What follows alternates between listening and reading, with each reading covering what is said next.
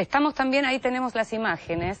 Les decía Raúl recién, les comentaba Raúl lo que tiene que ver con el abordaje violento de la flotilla humanitaria el día lunes por parte de los militares israelíes, y anoche se estaba esperando qué iba a ocurrir con otro barco, con otra embarcación, esta vez de bandera irlandesa, el Rachel Corrie, que estaba también yendo rumbo a Gaza con algunos tripulantes, entre ellos, por ejemplo, una premio Nobel de la Paz irlandesa. Efectivamente, Israel esta vez lo abordó aparentemente sin modos violentos, y lo estaría desviando hacia el puerto, hacia un puerto israelí. En principio, los tripulantes no querían ir hacia ese puerto israelí, pretendían dirigirse efectivamente a la Franja de Gaza, lo que está tratando de demostrar estas embarcaciones, porque el Rachel Corrie también integraba la flotilla que fue atacada el lunes. Lo que pasó fue que por problemas técnicos se demoró y decidió partir sola más tarde, luego de los incidentes. Decíamos que lo que están tratando de demostrar es lo que tiene que ver con la cuestión de la injusticia del bloqueo en Gaza, que ya no se puede continuar, y hasta los propios aliados de Estados Unidos, de Israel, como Estados Unidos, están diciendo que esto ya es para terminarlo. Pero hablábamos del informe y vamos a continuar ahora con lo que tiene que ver con este tema. Y justamente fue unánime la condena internacional por el ataque israelí al buque humanitario turco que se dirigía rumbo a la Franja de Gaza. A los crímenes de guerra cometidos al bombardear a poblaciones civiles refugiadas en escuelas y hospitales con fósforo blanco, misiles y bombas de fragmentación durante su ofensiva contra la Franja de Gaza de diciembre de 2008, como lo probó más allá de toda discusión el informe Colson, el Estado de Israel acaba de sumar otra serie de crímenes injustificados: piratería, masacre y secuestro de cientos de personas. La matanza, que conmocionó al mundo, ocurrió cuando un grupo de comandos israelíes asaltó el principal barco de una flotilla de ayuda humanitaria, compuesta por otras 6 embarcaciones que había zarpado de Chipre con destino a Gaza, desafiando el bloqueo que Tel Aviv mantiene desde hace 3 años contra ese enclave palestino, en el que se apiñan 1,5 millones de personas. En la flotilla, una iniciativa de la organización no gubernamental turca de inspiración islámica, IHH, viajaban parlamentarios de varios países europeos, incluyendo una diputada árabe israelí de la Knesset, unos 60 periodistas, cineastas, una sobreviviente del Holocausto de más de 80 años, y Ann Wright, una ex coronel del ejército estadounidense y vicejefa de la misión en Afganistán. También viajaban en los barcos otros 8 ciudadanos de Estados Unidos, entre ellos un veterano de la Marina que sobrevivió al bombardeo intencional del buque USS Liberty por fuerzas israelíes durante la Guerra de los 6 días en 1967. Como resultado del ataque a la flotilla humanitaria, acaecido en aguas internacionales sobre las que Israel carece de toda jurisdicción, a unos 70 kilómetros de las costas de Gaza, murieron al menos 9 personas y varias decenas resultaron heridas. Casi todo lo que se supo sobre lo ocurrido en las primeras horas del lunes 31 de mayo y hasta 4 días después fue parcial, ya que Israel estableció a partir de entonces un apagón informativo absoluto, confiscando teléfonos, cámaras y laptops de los grupos humanitarios atacados y manteniendo incomunicados a los activistas, a los que confinó a cárceles en territorio israelí. El objetivo de esta estrategia fue obvio: permitirle ganar tiempo para instalar su versión de los hechos sin que nadie pudiera contradecirla. Una sofisticada operación mediática orientada a convencer al mundo de que las víctimas son en realidad victimarios y de que sus asesinos solo actuaron en defensa propia. Para ello, sabían que contaban con la colaboración de la vasta mayoría de la prensa internacional, sobre todo la estadounidense. Recién ahora, con la liberación de los detenidos gracias a un masivo repudio y presión internacional contra el Estado judío, comienzan a reconstruirse los acontecimientos. The soldiers checked the boat. And then after some time, I can't say how much, they came back and one said in English, "We have found weapons aboard the ship." We said, "What kind of weapons?" "There is no weapons aboard the ship." Then he showed a razor. "You know, this is what you raise." I'm not lying here. He showed my razor. We have found this, for example, as well. Los propagandistas de Tel Aviv pretenden que se crea que decenas de comandos navales de élite que se encuentran entre las tropas mejor entrenadas del mundo se vieron superados y obligados a luchar por su vida ante el embate de civiles desarmados. Y que se acepte además la versión de que la voluntad de organizaciones humanitarias internacionales de romper con el bloqueo con el que Tel Aviv castiga colectivamente a la población palestina de Gaza por el solo hecho de haber votado al movimiento Hamas es en realidad un plan de esa organización islámica y de Al-Qaeda para generar titulares de prensa para su causa, aún a costa de decenas de muertos y heridos.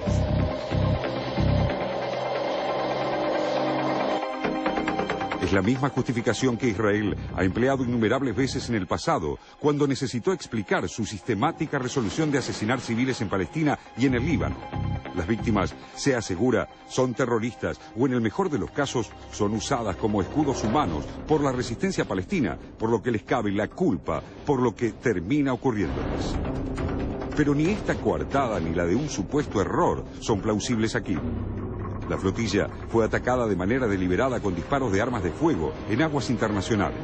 Por eso, ahora el objetivo de Israel es convertir a los integrantes de la Flotilla de la Libertad en militantes, término que es muy fácil de transformar pronto en terroristas, para luego enfocar el caso como si se tratara de un barco que transportara armas para los combatientes palestinos y no de grupos humanitarios que llevaban a la asediada población de Gaza alimentos, medicamentos, juguetes, sillas de ruedas, cementos y casas prefabricadas para paliar el implacable sitio y la destrucción a que los ha condenado el gobierno de Netanyahu, siguiendo los pasos de su antecesor, Ehud Olmert. Once again,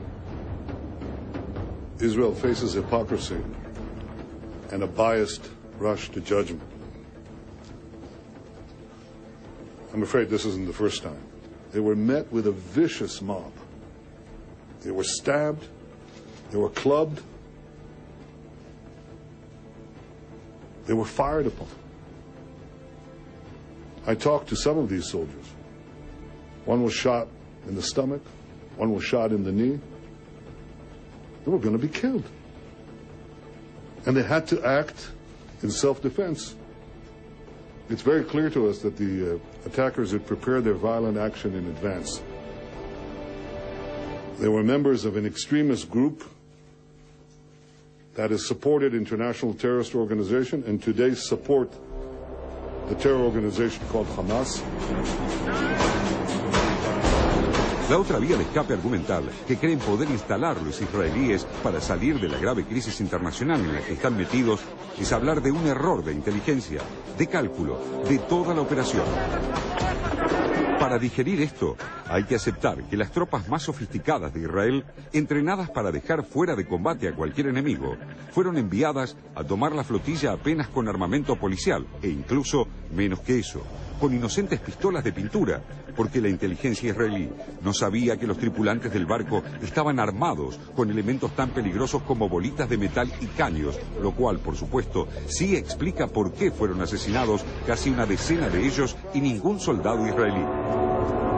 Otro argumento insostenible fue el desplegado por el canciller israelí, el ultraderechista Avigdor Lieberman, quien sostuvo que ningún país permite que una entidad extranjera amenace sus fronteras soberanas. Sin embargo, los barcos se dirigían a Gaza, un territorio palestino cuya autonomía Israel reconoció al retirarse unilateralmente de allí en 2005. Lieberman también aseguró que el israelí es el ejército más moral del mundo, lo cual parece significar que todos deberían estar agradecidos de que las tropas que atacaron la flotilla humanitaria se hubieran contenido para solamente matar a una decena de personas y herir a más de 50, en lugar de hundir directamente los barcos, como seguramente lo hubiera hecho una fuerza militar menos ética. Pero como señaló en un artículo publicado por el diario Haaretz, el periodista israelí Gideon Levy, la narrativa de la máquina de propaganda de Israel solo logra convencer, según sus propias palabras, a los israelíes de cerebro lavado y no al resto del mundo. Estados Unidos, que vio fracasar en un instante el ya débil armado de las conversaciones para reflotar el proceso de paz, hizo valer todo su peso para aliviar en lo posible a Israel. Por lo pronto, votó en contra de una resolución del Consejo de Derechos Humanos de las Naciones Unidas que condena al Estado judío, adjudicándole toda la responsabilidad por el ataque a la flotilla humanitaria. Con Estados Unidos también votaron en contra Noruega e Italia, los únicos 3 votos negativos contra 32 afirmativos y 9 abstenciones. Según el Departamento de Estado, no es justa la condena previa a una investigación que determine los hechos, investigación que, contra toda lógica imparcial, se propone que emprendan los propios israelíes.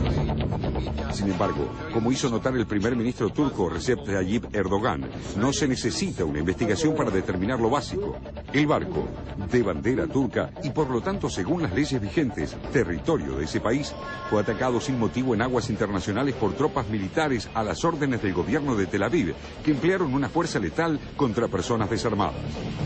Eso basta para condenar a Israel, y es lo que entendió la mayoría de los países que votaron a favor de la resolución. El documento también demanda el levantamiento del bloqueo, único punto sobre el que Washington se pronunció con algo menos de ambigüedad. The situation in Gaza is unsustainable and unacceptable. Israel's legitimate security needs must be met, just as the Palestinians' legitimate needs for sustained humanitarian assistance and regular access for reconstruction materials must also be assured.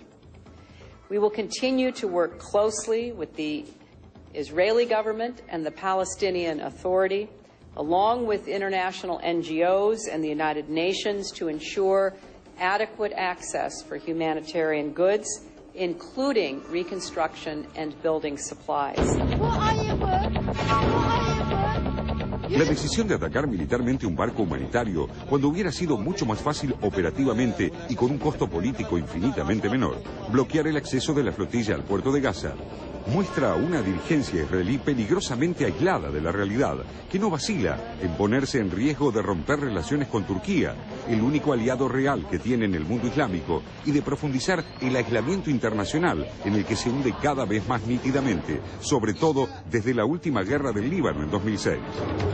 Incluso en Estados Unidos, uno de cuyos ciudadanos fue muerto en el Raid, ya se empieza a hablar abiertamente de que la relación con Israel es a esta altura más una carga que una alianza estratégica. A raíz de la masacre de la flotilla, el escritor y académico estadounidense de origen judío, Norman Finkelstein, describió a Israel como un estado delirante, armado con entre 200 y 300 bombas nucleares. Finkelstein describe en estos términos a una sociedad blindada, dirigida por una clase política sociopática y peligrosa, llena de soberbia e impunidad, que cree únicamente en el uso de la fuerza como argumento político y no está dispuesta a hacer ninguna concesión, ni siquiera a Estados Unidos, país del que técnicamente depende en casi todo para lograr la paz que dice ansiar.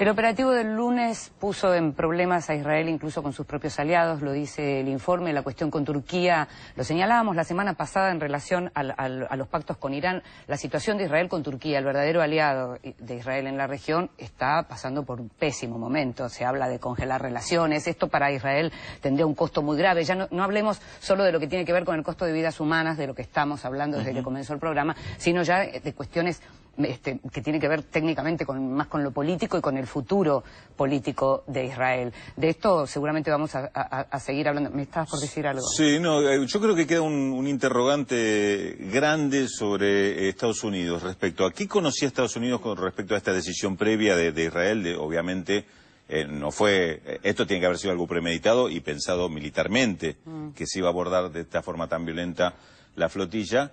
Y el otro tema, ¿cuál es la intención de Israel hacia Estados Unidos? ¿A qué quería obligarlo provocando este hecho? Uno no piensa que estas cosas se dieron así por casualidad, sobre todo tratándose nada menos que de Israel y Estados Unidos, que cualquier cosa se puede decir de ellos, menos que no sean estrategas. Lo que se puede sí pensar es cuánto tuvo que ver lo que ocurrió con lo que ocurrió esta mañana o lo que en principio estaría ocurriendo en relación al abordaje pacífico de la Rachel Corrie. En ese sentido, ya ayer el Departamento de Estado había hecho saber, digamos, que estaban preocupados y estaban teniendo negociaciones.